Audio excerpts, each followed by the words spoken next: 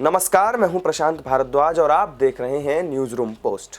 BJP ने शनिवार को यूपी चुनाव के पहले और दूसरे चरण के लिए 107 उम्मीदवारों के नामों की घोषणा की तो उन तमाम कयासों पर विराम लग गया जिन पर बीते वक्त से ही चर्चा चल रही थी कि सीएम योगी आदित्यनाथ मथुरा से चुनाव लड़ेंगे या अयोध्या से।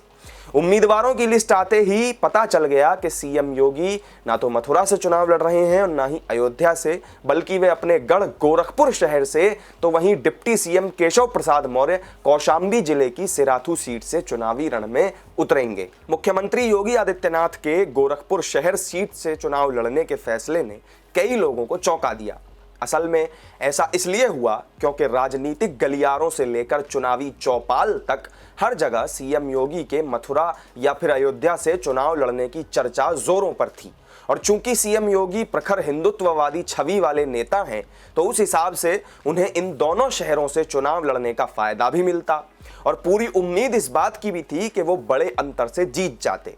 हालांकि इन संभावनाओं को खारिज करते हुए योगी के नाम पर मुहर लगी उनके अपने होम टाउन यानी गोरखपुर शहर से। इस वीडियो में हम आपको बताएंगे सीएम योगी के गोरखपुर से चुनाव लड़ने की इनसाइड स्टोरी।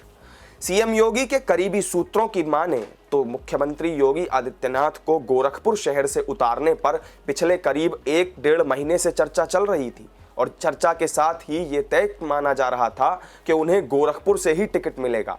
योगी आदित्यनाथ ने खुद साफ कर दिया था कि या तो वे गोरखपुर शहर से लड़ेंगे या चुनाव लड़ेंगे ही नहीं और विधान परिषद के सदस्य बने रहेंगे। योगी आदित्यनाथ उत्तर प्रदेश में राजनीति की धुरी माने जाने वाले प्रभावशाली गोरक्ष पीठ के पीठाधीश्वर हैं। गोरखपुर से सीएम योगी का रिश्ता बहुत गहरा है। वो 5 बार यहाँ के सांसद रह चुके हैं।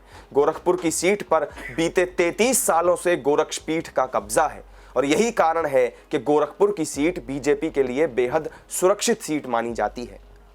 सीएम योगी को अयोध्या या मथुरा से चुनाव लड़ने में कोई नुकसान नहीं था और जैसा कि उनका सियासी कद है वे इन दोनों ही सीटों से जीत भी जाते, लेकिन गोरखपुर से उनका रिश्ता कहीं ना कहीं कमजोर पड़ जाता।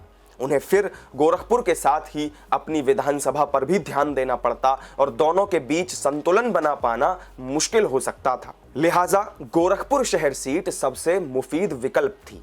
इसकी वजह यह भी है कि गोरखपुर से चुनाव लड़ते हुए सीएम योगी गोरखपुर बस्ती मंडल की 41 सीटों पर सीधा प्रभाव डालेंगे, जिन्हें बचाए रखने की चुनौती बीजेपी के सामने है।